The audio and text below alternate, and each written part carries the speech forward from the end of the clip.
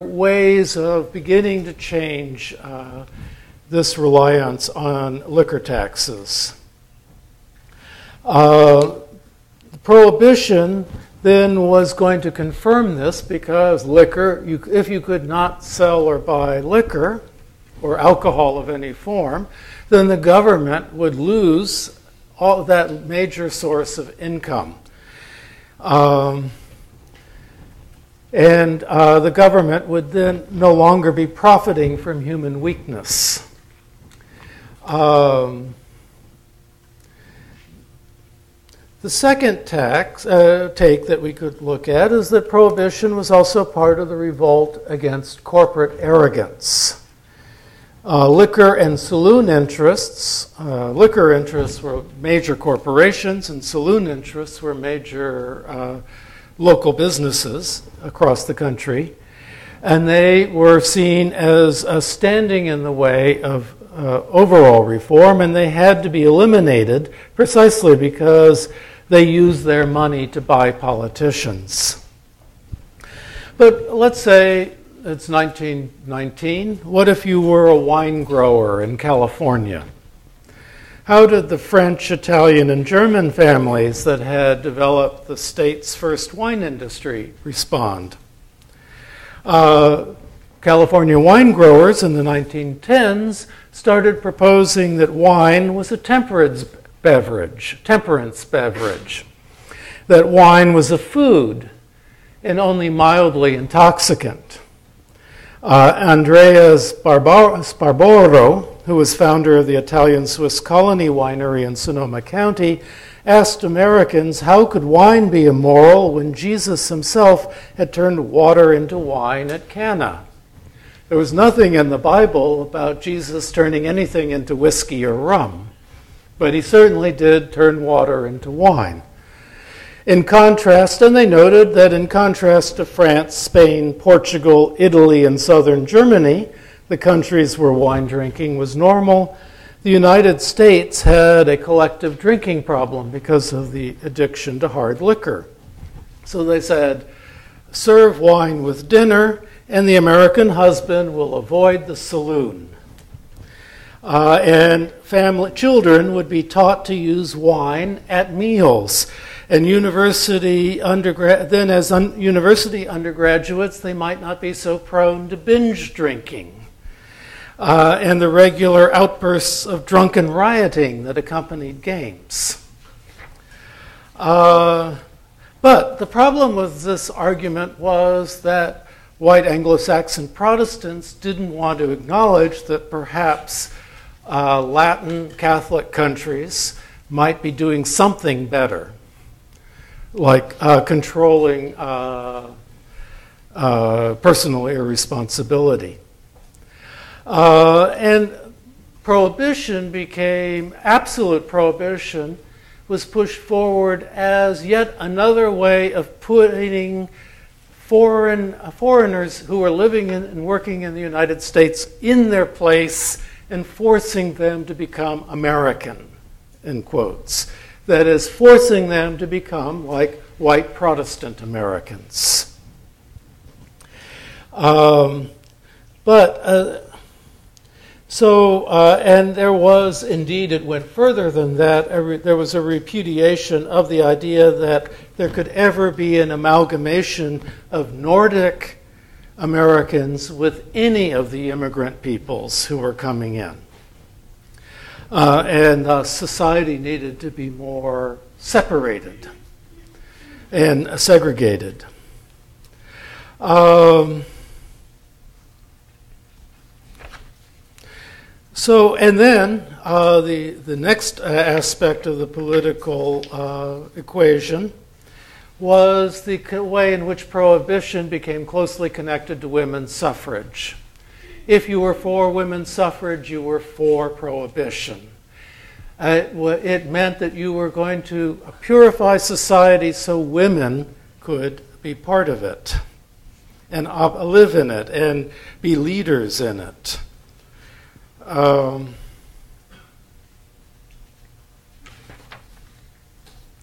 Alcohol came to be defined in advertising for Prohibition as the campaign for the social problem. That is, the problem that trumped all others: the labor problem, the Negro problem, the woman problem, the Chinese problem. And that if we could just control drinking, then capitalism, you would have shut down a major industry. So you would have demonstrated that the United States is not dedicated simply to money for money's sake. It is really dedicated to the improvement of people's lives. And it is willing to intervene in markets and indeed to shut down entire markets if that's necessary to create a condition in which people's lives could be improved. The highest percentage of votes for Prohibition came from rural and small-town voters, who were also the strongest supporters of immigration restriction laws. In California, San Francisco, which was only 15% Protestant in 1910, had 440 saloons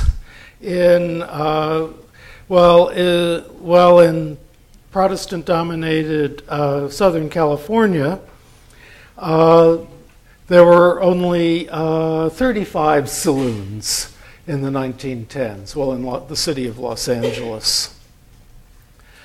Okay.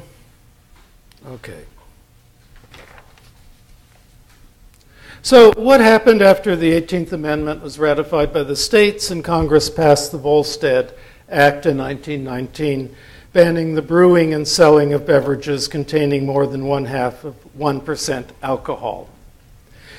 For the majority of the country, the population, the country had been dry since the outbreak of World War I, since one of the first things Congress had done with entry into World War I was to mandate that no resources go into the production of alcohol as a war effort.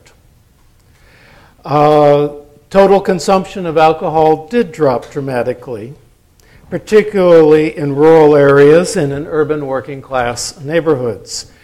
There were fewer arrests for public drunkenness, and deaths related to alcohol declined dramatically. If we go by health and police statistics, instead of being a failure, Prohibition, at least initially, was extraordinarily successful. Police arrests for wife and child abuse dropped by 2/3. Not a few percentage points, but by 2/3. Industrial accidents declined by 25%. Health improved in all sectors of society. There was much less absenteeism at work. As a means of protecting the weak from themselves, or from the manipulation of profiteers, Prohibition succeeded brilliantly. Americans drank less, and they lived better. Participation in civic organizations grew dramatically. The Rotary clubs, the Kiwanis, the Elks, and community chests became the major places for entertainment, recreation, and debate over public issues instead of saloons. Some historians believe that the growth of fraternal organizations and women's clubs in the 1920s provided much stronger sense of personal attachments and weakened the fears of isolation in a troubled of the U.S. Had of being in a troubled world, all of which had promoted Prohibition. So feeling a closer sense of attachment to their neighbors, more and more Americans grew willing to trust themselves and perhaps to resent the burdens of legal restriction on personal choice. Public sentiment that Prohibition was working well led Congress in 1922 to slash the funds it allocated for the enforcement of the law and to reduce the number of employees working in the Prohibition Bureau to fewer than 300. So this is one of actually the amazing things about Prohibition. It's a national law. The agency that is set up to enforce it has less than 300 employees to cover 48 states and the territories. It's a law predicated on the assumption that if it's worth anything, it's self-enforcing. That is, the American people themselves will demand that it be enforced. They will turn in the people who are illegally manufacturing and selling alcohol. Now, buying and selling is what alcohol is what Prohibition outlawed. It did not actually outlaw the consumption of alcohol. If you made beer yourself, or rum, or whiskey, or wine, and you could drink it. You could give it to your friends. What you could not do was sell it to anybody. And the wine growers in California actually responded to this by they continued to grow their wine grapes, and then they would allow them to start fermenting, and then they would sell them to customers to buy the fermenting grapes, which they could then themselves turn into wine. And the amount of grapes that they sold was actually quite significant.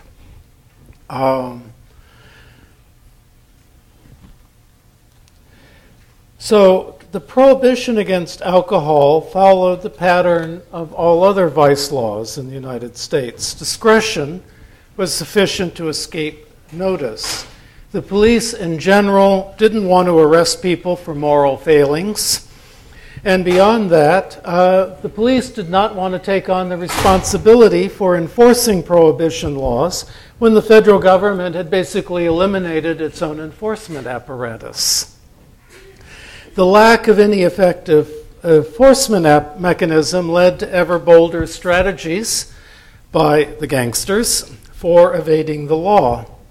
So in coastal states, ships anchored beyond the 7-mile limit, which was the legal limits that the Navy that the U.S. claimed, and the Navy could not board ships that were more than 7 miles away. So smugglers could then easily bring in contraband booze. And both the Mexican and Canadian borders were like open sieves as far as the flow of alcohol into the U.S. was concerned. So by 1925, there begins to be a marked increase in speakeasies. Now, there are two notable, if ironic, legacies of Prohibition. First, bartenders invented the cocktail during Prohibition, partly to disguise the poor quality of the liquor they served. And second, unlike saloons, which had been pretty much all male enclaves, women went to speakeasies as well. And it's been noted that Prohibition is the first time that women began drinking in public in the United States. Social drinking as a heterosocial activity became a normal activity for the first time in the United States during Prohibition. Before Prohibition, men went to saloons, women stayed home. The social life was very sexually or gender segregated. With Prohibition, a whole variety of sort of common activity, heterosocial activities, that is, men and women doing things together, became much more common than it had been before. Organized crime